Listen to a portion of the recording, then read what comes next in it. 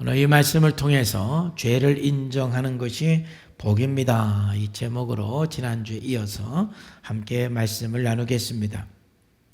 오늘의 이 말씀은 예수님의 권위에 대해서 공격하는 사람들에게 예수님께서 역공을 하시는 내용입니다. 마가복음 12장 1절 말씀에 보면은 예수님께서 한 비유를 말씀했는데 한 사람이 포도원을 만들었습니다. 그래서 이제 짐승들이 돌아오지 못하도록 울타리를 치고 그리고 즙자는 틀까지 설치를 하였습니다. 그리고 도둑을 막기 위해서 망대까지 세웠습니다. 굉장히 많은 투자를 했지요. 그리고 농부에게 세를 주고 타국에 갔습니다. 몇 년이 지난 후에 때가 이르러서 이제 농부들에게 세를 얻기 위해서 한 종을 보냈습니다. 그랬더니 이 농부들이 그 종을 때렸습니다. 또 다른 종을 보냈더니 더 심하게 때렸고 또 다른 종을 보냈는데 이제는 그 종을 죽였습니다. 그래서 이 주인은 내 아들을 보내면 괜찮을까? 그래서 아들을 보냈는데 그 농부들은 그 아들까지 죽였습니다. 이 비유를 말씀하시고 예수님께서 그러면 이 포도원 주인이 그 농부들을 어떻게 할 것 같으냐? 진멸을 하고 포도원을 다른 사람에게 주지 않겠느냐?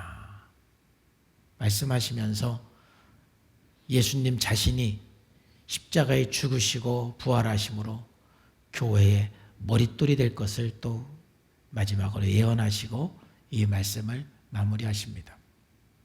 여기서 예수님께서 하시고자 하는 말씀은 지금 종교 지도자들, 제사장들과 장로들과 서기관들이 정말 말로는 하나님을 사랑하고 하나님을 공경한다고 하지만은 그러나 정작 하나님께서 보내주는 그 일꾼들, 예언자들, 그들은 듣지 않고 오히려 핍박하고 죽였다라는 것을, 그리고 지금 마지막까지 하나님의 아들인 예수 그리스도 나를 죽이고자 하는 것을 지금 말씀하고 있는 것입니다. 오늘 말씀을 통해서 우리가 몇 가지 볼 수 있는 것은 첫 번째는 무엇이냐면은 우리가 죄라는 것은 내가 인정하지 않고 회개하지 아니하면 점점점 그 악이 더 강해진다라는 거예요.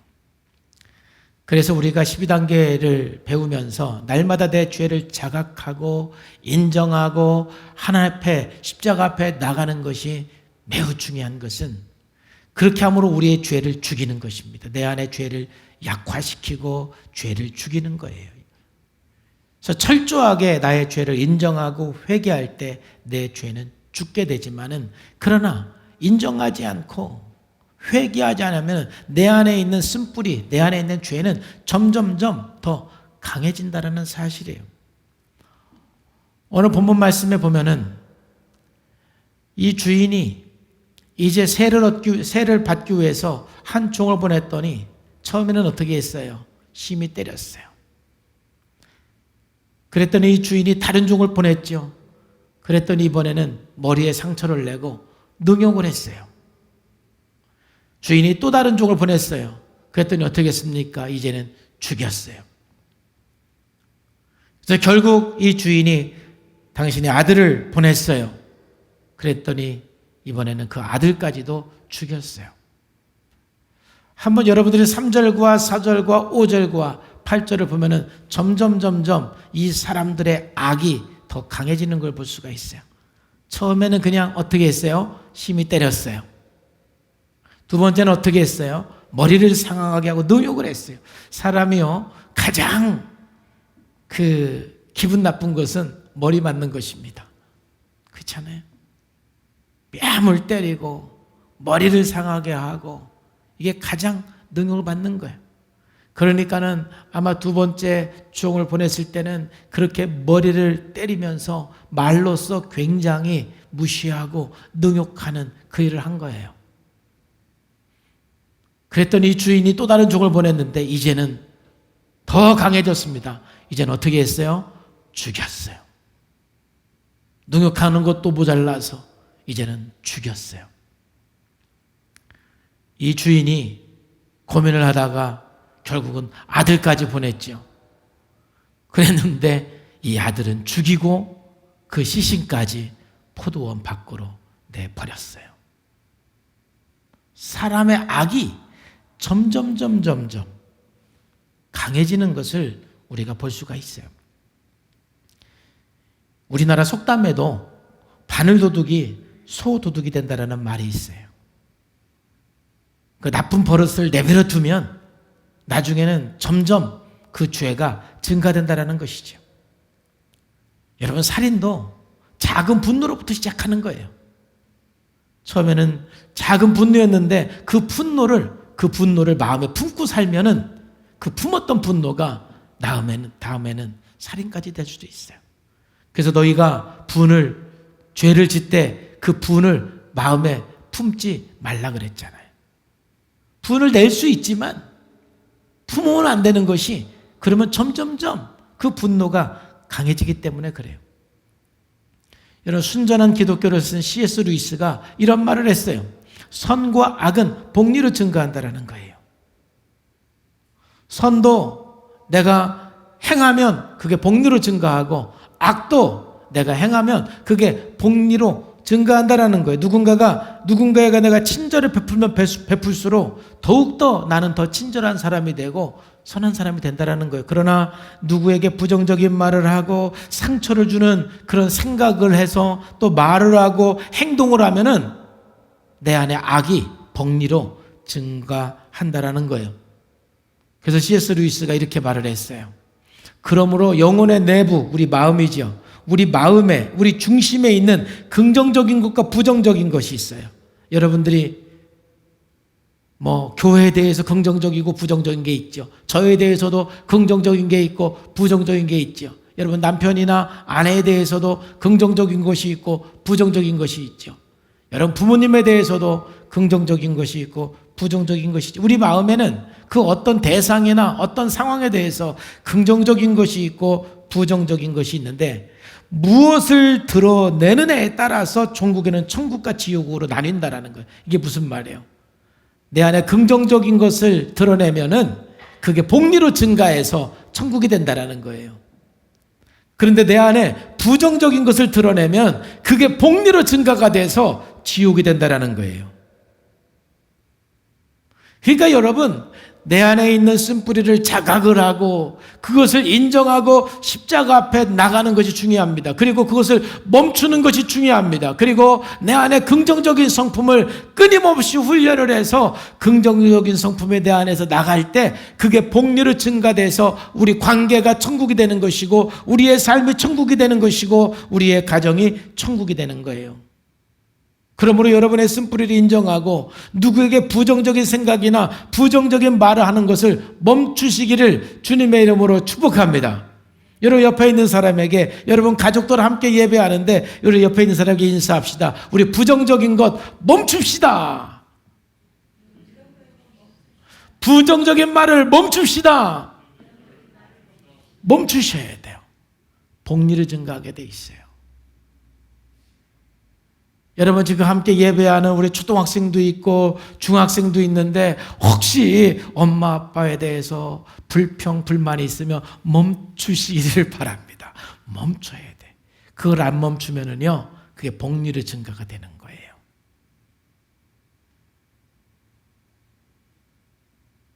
오히려 나의 죄를 인정하고 그리고 십자가 앞에 나가서 회개하고 그리고 하나님 앞에 긍정적인 성품을 구해서 긍정적인 말과 생각을 할 때 우리의 삶은 천국이 되는 거예요. 그러면 특별히 오늘 본문에서 우리 인간을 정말 악하게 만드는 죄가 뭘까? 특별히 우리 모든 사람이 날마다 점검을 하면서 십자가 앞에 나가야 되는 죄가 뭘까? 오늘 본문에서 예수님께서 사실 지난주, 이번 주, 다음 주까지 총체적인 주제는 두 가지예요. 첫 번째는 소유권에 대한 탐욕에 대한 거예요. 탐욕. 오늘 이 비유의 주제도 바로 이 탐심에 관한 것입니다. 인간을 왜 악하게 만드느냐? 이 탐심 때문에 그래요. 이거를 회개하지 않으면 십자가 앞에 내려놓지 않으면 우리는 점점 악하게 돼요. 오늘 본문에 나온 이 농부들이 왜 소출을 주인에게 바치는 것을 원치 않았습니까? 그 포도원이 자기 건 줄 알아요. 그 주인이 말이죠, 울타리도 쳐주고 즙 짜는 기계도 설치해주고 망대도 세워주고 그랬는데 포도원 그 주인이 먼 타국으로 가 있다 보니까 그게 자기들 건 줄 알았나 봐요. 그러니까 이제는 때가 돼서 소출을 받으러 오니까 그게 싫은 거죠.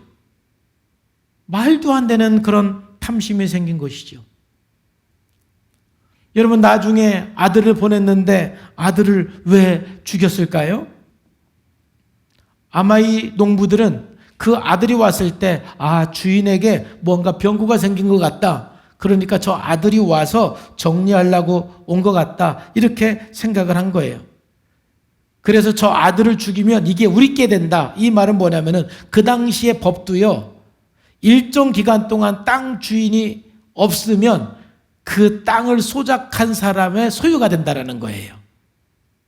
그러니까 그 주인이 죽었고 저 아들까지 죽이면 이제 몇 년이 지나면 이 포도원은 우리 것이 된다. 이런 생각에 결국은 그 아들까지 죽이게 되는 것이죠. 인간의 탐심이 이렇게 무서운 거예요. 우리의 탐심을 십자가에 박지 않고 회개하지 않고 인정하지 아니하면 우리는 점점 악해질 수밖에 없어요. 그 탐심이 물질적인 탐심이 될 수도 있고 인기에 대한 탐심이 될 수도 있고 인정받는 것에 대한 탐심이 될 수도 있어요. 어쩌면 우리의 모든 쓴뿌리 안에는 탐심이 함께 있는 거예요. 그것을 십자가에 박지 아니하면은 그 탐심 때문에 우리는 점점 악해질 수가 있어요.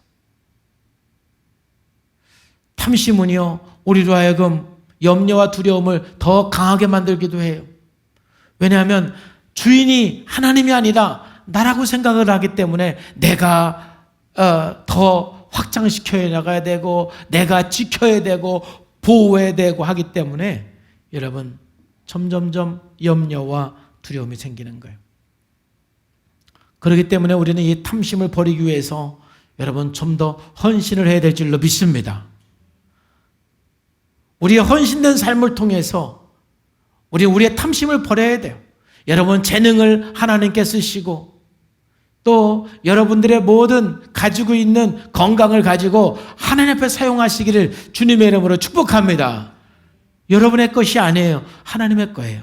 내 거라고 생각할 때 거기 탐심이 생기는 거예요. 여러분 물질적으로도 우리가 탐심에서 벗어나는 가장 좋은 방법은 저는 11조 헌금이라고 생각을 해요. 11조를 드림으로써 내 모든 것이 주님의 것입니다. 내 소유가 주님의 것입니다라는 고백이 되는 거예요. 여러분 11조를 드리지 못하고 헌금을 하지 못하는 것은 사실은 믿음이 없기 때문에도 그렇지만은 또 한편으로는 탐심 때문에 그렇기도 합니다. 우리 인간의 탐심을 죽이지 않으면 우리는 점점 이 농부처럼 악해질 수가 있다는 거예요. 두 번째로 이 본문의 주제, 예수님 권위에 대한 질문과 다음 주 세금에 대한 질문까지의 또 주제는 뭐냐면 권위입니다. 권위. 그래서 우리 인간이 점점 악해지는 것은 무엇이냐면 권위에 대한 불신. 특히 하나님 권위에 대해서 우리가 불신할 때 인간은 악해지는 거예요. 왜 인간이 그렇게 악합니까? 바로 하나님을 내 삶의 주인으로 인정하지 않으니까. 똑같은 얘기지만 하나님의 권위를 인정하지 않으니까. 하나님께서 모든 우주 만물을 창조하시고 지금도 모든 만물을 통치하시는 그 하나님의 그 권위를 인정을 해야 되는데 그 권위를 인정하지 않으면요 인간은 점점 악해지는 거예요. 저와 여러분들은 하나님의 통치 속에 있습니다. 우리의 최고의 권위자는 누구십니까? 하나님이십니다. 이 농부들이 정말 주인의 권위를 인정했다라면 주인을 존경하고 그 주인의 권위를 인정했다면 어떻게 그 주인이 보낸 종을 때리고 능욕할 수가 있겠습니까? 정말 그 주인을 존경했다라면 어떻게 그 아들을 죽일 수 있었겠습니까? 당시 제사장들이나 장로들이나 모든 서기관, 종교 지도자들은 말로는 하나님을 사랑한다고 그랬지만 하나님을 공경하거나 하나님의 권위를 인정하지 않았습니다. 그들이 하나님을 정말 사랑했다라면 어떻게 예수님을 죽이려고 했겠습니까? 어떻게 선지자들을 그렇게 핍박했겠습니까? 이에 대해서 마가복음 7장 4절에서도 이르시되 이사야가 너희 외식하는 자에 대하여 잘 예언하였도다. 기록되었을 때 이 백성이 입술로는 나를 공경하되 마음은 내게서 멀다 그랬어요. 하나님의 권위를 인정하지 않아요. 하나님을 경외하는 마음이 없어요. 그렇기 때문에 이들은 선지자들을 얼마나 많이 죽였는지 모릅니다. 마태복음 23장 37절에 예루살렘아 예루살렘아 선지자들을 죽이고 내게 파송된 자들을 돌로 치는 자여 암탉이 그 새끼를 날개 아래에 모음같이 내가 내 자녀를 모으려 한 일이 몇 번이더냐. 그러나 너희가 원하지 아니하였도다 그러는 거예요. 그 당시에 대부분의 모든 사람들은 예수님의 가르침과 예수님의 능력을 보면서 예수님의 권위를 인정해 주었어요. 예수님이 하나님의 아들이라는 것을 인정했습니다. 근데 끝까지 예수님의 권위를 인정하지 않은 게 누구지요? 바로 종교 지도자들이에요. 제사장들, 장로들, 서기관들. 끝까지 예수님의 권위를 인정하지 않았어요. 여러분, 예수님의 권위를 인정하지 않은 그들은 결국은 예수님을 죽이는 것입니다. 예수님이 죽어야 끝이 나는 것입니다. 그러므로 여러분, 우리는 무엇보다도 하나님의 절대 권위를 인정하는 성도가 되어야 될 줄로 믿습니다. 우리가 하나님의 권위를 절대적으로 인정할 때 우리는 순종의 대상의 권위도 인정하게 되는 것입니다. 우리는 이 국가의 권위도 그러므로 인정을 해야 되는 것입니다. 또 우리 부모의 권위, 또 교회에서는 목회자의 권위, 우리가 인정해야 되는 것입니다. 하나님께서 주신 권위들인 것입니다. 아내들은 남편의 권위를 인정해야 되는 것입니다.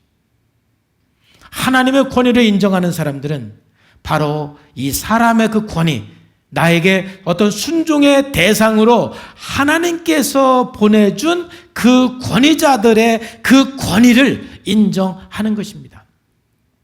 목회자나 부모가 꼭 훌륭해서 인정하는 것이 아니라 하나님께서 세워주신 사람이기 때문에, 하나님께서 세워주신 권위자이기 때문에 우리가 순종하고 인정하는 거 아니겠습니까? 다윗이 끝까지 사울을 존중하고 죽이지 않았던 이유는 무엇입니까? 사울이 위대해서가 아니라 사울을 세우신 분이 하나님이라는 것을 인정했기 때문에 그런 것입니다. 우리가 죄가 더 강해지지 않고 악해지지 않으려면 항상 내 속에 정말 하나님께서 세운 그 권위를 인정하는 것. 이게 매우 중요한 거예요. 그럴 때 우리는 하나님의 그 권위 아래서 우리는 순종하면서 하나님의 나라를 이루어 갈 수가 있는 것입니다. 날마다 여러분의 죄를 인정하고 특별히 우리 안에 있는 그 탐심과 우리 안에 있는 어떤 권위에 대한 그 불신들을 십자가에 못 박으면서 여러분 안에 있는 모든 죄가 죽기를 주님의 이름으로 축복합니다. 두 번째로 오늘 말씀을 통해서 우리에게 주는 말씀은 죄를 인정할 때 하나님의 큰 사랑을 우리가 경험할 수가 있어요. 오늘 우리는 똑같은 본문에서 인간이 얼마나 악한가도 볼 수 있지만 하나님의 사랑이 얼마나 큰가도 볼 수가 있는 거예요. 저는 참 이 하나님의 사랑에 대해서 이 본문 말씀을 보면서 너무너무 많이 생각을 하고 주님의 마음을 달라고 이번 한 주간도 얼마나 기도했는지 몰라요. 또 하나님께서도 저에게 하나님이 아버지의 마음을 구하라고 또 월요일 날 주님께서 저에게 음성을 주셨어요. 근데 이 말씀을 묵상하면서 이 하나님의 사랑이 얼마나 큰가.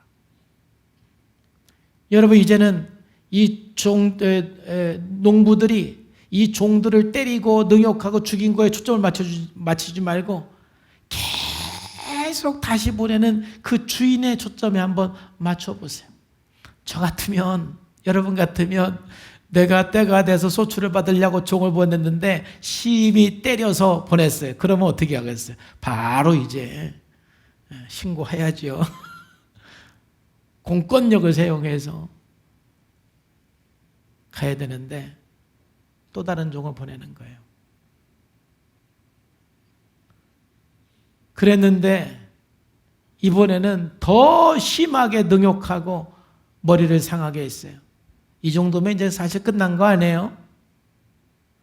근데 또 다시 보내는 거예요.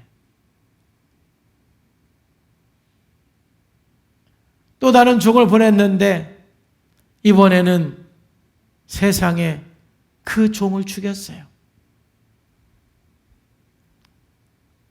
그런데도 5절에 보니까 그 외에 많은 종을 계속 보냈다는 거예요. 또 다시 보낸 거예요. 수없이 보낸 거예요.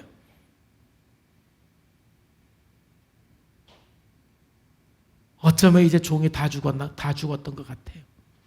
마지막 남은 것이 아들 하나 남았어요. 존귀한 아들 하나 남았어요. 그래서 결국은 이 주인은 어떻게 합니까? 또 사랑하는 아들까지 보내는 거예요. 이게 무엇입니까? 다시 보낸다라는 것은 재생의 기회를 주는 거예요. 하나님의 사랑, 기독교의 사랑은 다시 기회를 주는 거예요. 회개의 기회를 주는 거예요. 첫 번째 종을 심히 때렸어요. 바로 심판하지 않고 또 다른 종을 보낸 것은 다시 기회를 준 거예요. 근데 그 종을 또 능욕했어요. 근데 또 다시 종을 또 보냈어요. 그것은 그 농부들에게 다시 기회를 주는 거예요. 이게 주님의 사랑이에요. 다시 보낸 그 종을 능욕했어요. 그런데 또 보냈어요. 그게 바로 재생의 사랑이에요. 심지어 그 종들을 죽였어요. 그래도 또 아들을 보내요. 끝까지 어찌 보면 이 주인은 그 농부들에게 다시 한 번 기회를 주시는 거예요. 어쩌면 뉘우치는 기회, 회개의 기회, 바로 이것이 하나님의 사랑이고 기독교의 사랑이에요. 하나님의 사랑은 기회를 다시 주는 거예요. 우리는 사람이 한번 일을 맡겼을 때 실수하면 어떻게 해요? 그냥 단칼에 자를 수가 있어요. 못 따라오니까 자를 수가 있어요. 마음에 안 들으니까 자를 수가 있어요. 그러나 하나님의 사랑은 재생의 기회를 주는 거예요. 실수를 해도 또 한 번 기회를 주고, 잘못해도 또 한 번 기회를 주고, 죄를 지어도 또 한 번 기회를 주는 거예요. 이것은 율법과 다른 거예요. 이것은 당위성의 쓴뿌리와 다른 거예요. 다시 한 번 기회를 주는 거예요. 바로 그렇기 때문에 사랑은 오래 참는 거예요. 오래 참는다라는 것은 그냥 인내한다라는 의미보다는 다시 한 번 기회를 주는 게 오래 참는 거예요. 저도 리더로서 많은 사람과 함께 일을 해보지만은 때로 답답한 사람이 있어요. 오래 참는다라는 것은 답답해도 한 번 더 기회를 주는 거예요. 한 번 더 함께 할 수 있도록. 이게 하나님의 사랑이에요. 이게 이 주인의 사랑이에요. 하나님께서 끊임없이 우리들에게 선지자들을 보내신 이유는 무엇일까요? 오래 참으신 거예요. 사랑하신 거예요. 내가 내종 모든 선지자들을 너희에게 보내고 끊임없이 보냈어요. 그들은 듣지 않았어요. 순종하지 않았어요. 그럼에도 불구하고 끊임없이 보냈어요. 이게 하나님의 사랑이에요. 하나님은 우리가 한 번 잘못했다고 해서 심판하는 분이 아니에요. 우리가 한 2번, 3번 잘못했다고 해서 심판하시는 분이 아니에요. 70번에 7번까지로도 용서하시는 분이에요. 다시 한번 기회를 주시고 다시 한번 재생의 기회를 주시는 분이 바로 하나님의 사랑이에요. 여러분이 어떤 지금 상황에 있든 어떤 낙심 가운데 있든 혹시 넘어져 있다 할지라도 하나님의 사랑은 우리들에게 다시 기회를 주는 거예요. 오래 참으시는 분이에요. 요한복음 21장 15절에서도 베드로가 예수님을 부인하고 저주했음에도 불구하고 바로 그 베드로에게 다시 한번 기회를 주는 거예요. 이게 사랑이에요. 어쩌면 베드로에게도 왜 나를 배반했느냐, 나를 부인했느냐, 우리 예수님 묻지 않으세요. 그냥 다시 찾아가세요. 그리고 너 나를 사랑하느냐 물어보시는 거예요. 그럼 어떤 사람이 하나님의 이 재생의 사랑, 다시 한번 기회를 주는 하나님의 그 사랑, 오래 참으시는 그 하나님의 사랑을 누가 경험할 수가 있는 것입니까? 바로 자기 죄를 인정하고 하나님 앞에 나오는 사람이에요. 마가복음 2장 17절 말씀에 예수께서 들으시고 그들에게 이르시되 건강한 자에게는 의사가 쓸데없고 병든 자에게 쓸데있느니라. 나는 의인을 부르러 온 것이 아니요 죄인을 부르러 왔다 그래서 이게 무슨 말이에요? 여러분 성경에서는 분명히 말해요. 의인은 없나니 하나가 있다 없다? 없다. 이 땅에 의인은 하나도 없어요. 근데 여기서 예수님께서 내가 의인을 부르러 온 것이 아니라 죄인을 부르러 왔다. 사실 이 땅에 있는 모든 사람이 죄인인데 의인은 없나니 하나도 없으니까 이 말씀은 모든 사람이 죄인인데 자기가 죄인이라는 걸 인정하는 사람이 있고 자기가 죄인이라는 것을 인정하지 않는 사람이 있는 거예요. 여기서 의인을 누구를 말한 거예요? 바로 바리새인들을 말한 거잖아요. 바로 바리새인들 역시도 죄인이지만 자기들이 죄인인 것을 인정하지 않았던 사람들이에요. 그런 사람들에게 예수님은 나는 의인을 부르러 온 게 아니라 나는 스스로 죄가 없다라고 말하는 사람, 죄를 인정하지 않는 사람을 부르러 온 것이 아니라 나는 자기 죄를 인정하고 나에게 나오는 그 사람을 구원하러 왔다. 누구든지요 가슴을 치면서 주님 나에게 이런 쓴뿌리가 있어요. 나에게 이런 죄가 있어요. 나에게 탐심이 있어요. 나에게 권위에 대한 불신이 있어요. 이걸 인정하고 주님 앞에 나오면 주님은 다시 기회를 주시는 거예요. 절대로 심판하지 않으세요. 또다시 기회를. 그게 한 번, 2번, 3번, 3세번이 아니에요. 하나님은 끝까지 기회를 주시는 분이에요. 이게 하나님의 사랑이에요. 그래서 로마서 5장 20절 말씀에서도 율법이 들어온 것은 범죄를 더하게 하려함이 아니라 그러나 죄가 더한 곳에 은혜가 더 넘쳤다. 이 말도 죄를 많이 져야만 은혜가 있다라는 것이 아니라 내 죄를 많이 인정하면 저의 죄나 여러분의 죄나 누가 더 많이 졌습니까? 우리가 볼 때는 서로 비교할 수 있겠지만 하나님께서 보실 때는 내가 진 죄나 여러분의 진 죄나 저울로 달아보면 하나님께서 보실 때는 똑같아요. 여러분 수학에서 무한대는 다 똑같은 거예요. 우리의 죄는 다 무한대예요. 무한대 곱하기 무한대는 뭐예요? 무한대예요. 무한대 더하기 무한대는 무한대예요. 나의 죄도 무한대고 여러분의 죄도 무한대인데 내가 더 의롭고 내가 더 죄가 많고 우리끼리는 그렇게 내가 좀 키가 크고 작고 말할 수 있지만 하나님 앞에서는 다 똑같은 죄인이에요. 그런데 사도 바울처럼 내가 죄인 중에 계십니다 라고 자기 죄를 많이 인식하는 깨달는 사람이 있는가 하면 그렇지 못한 사람이 있다 이거예요. 누가 은혜를 많이 받느냐? 내가 죄인입니다. 내가 죄인 중에 계십니다. 자기의 죄를 인정하고 십자가 앞에 나오는 사람은 바로 끊임없이 선지자들을 보내고 예언자들을 보내고 자기 아들까지 보내서 우리를 구원하고자 하는 그 주님의 그 사랑, 그 주님의 그 은혜를 우리는 경험할 수가 있어요. 저 역시도 날마다 그 주님의 사랑 때문에 살고 있어요. 그 주님의 사랑이 없다라면, 다시 한번 기회를 주는 그 주님의 사랑이 없다라면 우리가 어떻게 살 수 있겠어요? 참, 저 목회하면서요, 하나님 앞에 그렇게 기도한 적도 많아요. 힘들다고 기도한 적도 많지만은 하나님 앞에, 하나님 왜 저를 목사로 부르셨어요? 저보다 좀 잘나고 똑똑하고 유능하고 더 순종 잘하고 그런 사람 불렀으면 하나님 속상하지 않을 텐데, 나같이 이렇게 부족하고 나같이 이렇게 연약하고 이런 사람 부르셔가지고 하나님 너무 고생이 많으신 거 아니에요? 정말 그런 마음이 들은 적이 참 많아요. 어떤 때는 성산교회 목회를 하면서도 그런 생각이 들어요.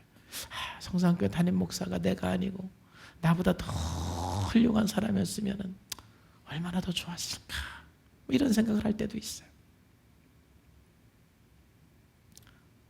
저도 하나님 앞에 참 무력감을 느끼고 부족함을 느낄 때가 참 많아요. 그런데 지금까지 제가 30년 하나님 앞에 이렇게 사역해 온 것은, 여러분, 하나님이 재생의 기회를 줬기 때문에. 보니까 오늘이 만 30년 되는 주일이네요. 할렐루야. 나 생각도 안 했는데 제가 1990년 8월 16일부터 성산교회에서 사역하기 시작했거든요. 그러니까 오늘이 8월 23일이잖아요. 그러니까 딱 만 30년 되는 주네. 참 감격스럽네요. 정말 제가 잘해서가 아니라 하나님이 재생의 기회, 계속해서 하나님께서 또다시 기회를 주시고 참아주시고 기다려주시고, 하나님이 이렇게 좋으신 분이에요. 그러니까 제가 잘한 거는 뭐예요? 늘 내 죄를 인정하고 십자가 앞에 나간 것밖에 없어요. 힘들 때는 힘들다고 주님 앞에 나가고, 연약하면 연약하다고 주님 앞에 나가고, 제가 넘어졌을 때는 넘어졌다고 주님의 십자가 붙들고 주님 보좌 앞에 나간 거 말고는 제가 잘한 게 뭐 있겠어요. 그랬더니 우리 주님께서는 다시 재생의 기회를 주셔서 여기까지 왔고 앞으로도 가게 될 줄로 믿습니다. 여러분, 이 하나님의 사랑을 경험하시기를 주님의 이름으로 축복합니다. 마지막으로 바로 오늘 말씀을 통해서 우리가 깨달을 수 있는 것은, 우리가 이 고난을 통해서 우리의 연약함과 우리의 죄를 인정하는 것은 어쩌면 그 많은 고난이에요. 그 수많은 그 고난을 통해서 결국 모퉁이의 머릿돌이 된다는 거예요. 오늘 본문 말씀에 보면은 끝까지 돌아오지 않으면 심판이 있을 거라고 말씀하죠. 9절에 포도원 주인이 어떻게 하겠느냐, 와서 그 농부를 진멸하고 포도원을 다른 사람에게 주지 않겠느냐. 그러면서 10절 말씀에 갑자기 예수님께서 내용을 바꾸세요. 시편 118편 말씀을 인용해서 너희가 성경의 건축자들이 버린 돌이 모퉁이의 머릿돌이 되었다. 이 말은 예수님께서 너희들은 나를 죽일 것이다. 나는 모든 사람의 죄 때문에 그 모든 사람의 죄를 대신해서 죽임을 당할 것이다. 그리고 부활할 것이다. 그래서 결국은 참 성전의 모퉁이 돌이 될 것이다. 너희들은 나를 버렸지만 죄를 위한 나의 이 죽음으로 인해서 나는 성전의 모퉁이 돌이 될 것이다 라고 말씀하시는 거예요. 이 말씀은 시편 118편을 인용한 말씀이에요. 시편 118편 21, 24절에 보니까 주께서 내게 응답하시고 나의 구원이 되셨으니 내가 주께 감사하리이다. 건축자가 버린 돌이 집 모퉁이의 머릿돌이 되었느니라. 그냥 버린 돌이었는데 그게 모퉁이 돌이 되어버렸어요. 기초돌이 되었어요. 이는 여호와께서 행하신 것이요 우리 눈이 기이한 바로다. 이 날은 여호와께서 정하신 것이라 이 날에 우리가 즐거워하고 기뻐하리라. 예수님께서 십자가에 죽으시고 부활하셔서 모퉁이 돌이 되므로 아름다운 교회의 머릿돌이 되시는 거예요. 예수님의 이 고난, 모든 사람의 죄를 대신해서 죽으신 예수님의 이 십자가의 삶, 바로 그것은 유대인들에게는 버림당한 것 같지만은 아름다운 교회를 세우기 위한 머릿돌이 된 거예요. 그런 의미에서 교회는 바로 예수 그리스도를 통해서 세워지는 것이고, 예수 그리스도 앞에서 내 죄를 인정할 때 아름다운 교회는 세워질 것이며, 그 예수 그리스도의 사랑을 경험할 때 우리는 아름다운 교회를 세워갈 것입니다. 아울러서 우리가 이 말씀을 통해서 우리들에게 조금 더 적용한다라면, 우리가 수많은 쓴뿌리와 죄의 고난을 통과해서 우리는 우리 교회의 머릿돌, 추춧돌 같은 역할이 될 줄로 믿습니다. 여러분 가정의 머릿돌이 되고 이 사회의 머릿돌이 이 교회가 될 수가 있는 거예요. 그것은 우리가 모든 죄와 모든 쓴뿌리를 이겨내는 그 고난을 통과했을 때 예수님처럼 우리도 버린 돌이 머릿돌이 되는 거예요. 마치 오네시모가 전에는 무익한 사람이었는데 이제는 유익한 사람이 되었다. 그것은 내가 쓴뿌리로 살아갈 때는 무익한 사람이었지만 이제 그 쓴뿌리와 죄를 가지고 십자가 앞에 나가서 내가 성장하기까지 모든 광야, 고난을 통과했을 때 우리는 유익한 사람, 머릿돌이 되는 거예요. 마치 예수님께서 십자가의 죽으심으로 우리의 머릿돌이 된 것처럼 우리 역시도 우리의 모든 죄와 쓴뿌리를 이기고 성장했을 때 우리는 머릿돌이 되는 거예요.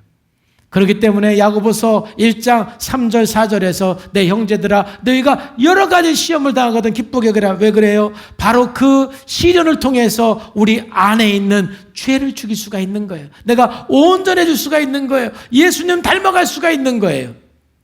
너희가 그 시련 속에서 인내를 만들어내라. 그리고 그 인내를 온전히 이루어라. 이는 너희가 온전하고 구비하여 조금도 부족함이 없게 하려 함이니라. 막 쓴뿌리가 역사할 때, 내 안에 죄가 역사할 때는 참 힘들어요, 삶이. 쓴뿌리가 올라오니까. 그러나 그 모든 고난을 통과했을 때, 십자가 앞에서 모든 고난을 이겼을 때 우리는 머릿돌이 되는 거예요. 어딜 가나 유익한 사람이 되는 거예요. 어딜 가나 많은 사람을 살리는 추춧돌이 되는 거예요. 그래서 우리는 우리의 죄를 인정하고 십자가 앞에 나가서 온전한 그리스도인으로서 하나님의 형상을 닮은 그리스도인이 되는 것이 복 중에 복인 것입니다. 지난주부터 이번 주까지 죄를 인정하는 것이 복이다. 이 제목으로 이 말씀을 함께 나누었습니다. 지난주는요, 우리가 죄를 인정하지 않으면 끊임없이 나의 죄를 감추기 위해서 누군가를 비난하고 누군가의 희생양을 찾습니다. 오늘 말씀해 보니까 뿐만 아니라 우리가 죄를 인정하지 않으면 내 안에 있는 쓴뿌리, 내 안에 있는 죄는 점점점 더 강해지고 더 악해지는 것입니다. 그러나 우리가 우리의 죄를 인정할 때 우리는 더할 나위 없는 하나님의 사랑을 경험하게 되는 것입니다. 그 하나님의 사랑 안에서 우리가 온전해지고 회복되어질 때 우리는 교회의 머릿돌이 되는 것입니다. 다른 사람을 세워주는, 다른 사람의 버팀목이 되어주는 머릿돌이 되는 것입니다. 그럼 날마다 내 죄를 위해 십자가에 죽으시고 부활하신 대제사장이신 예수 그리스도 앞에 우리의 연약함과 우리의 죄를 인정하며 그 보좌 앞에 날마다 나아가는 우리 성산의 모든 성도들이 되기를 주님의 이름으로 축복합니다. 아멘. 기도하겠습니다. 하나님 아버지 감사합니다. 오늘 성령님께서 함께 해주시고 말씀해 주심을 감사합니다. 우리가 온전히 주님 안에 거하게 하시고 성령 안에 거하게 해주시고 날마다 내 안에 쓴뿌리 죄를 발견하고 고백하게 하소서. 특별히 내 안에 있는 그 탐심, 소유욕, 하나님 내 안에 권위에 대한 불신을 십자가에 못 박습니다. 그리고 예수 그리스도 안에서 온전해져서 예수님께서 교회의 머릿돌이 되신 것처럼 우리가 어딜 가나 머릿돌 역할을 하는 삶이 되기를 원합니다. 성령 예배하는 한 사람 한 사람 복에 복을 더하여 주옵소서. 예수님의 이름으로 감사하며 기도하옵나이다. 아멘.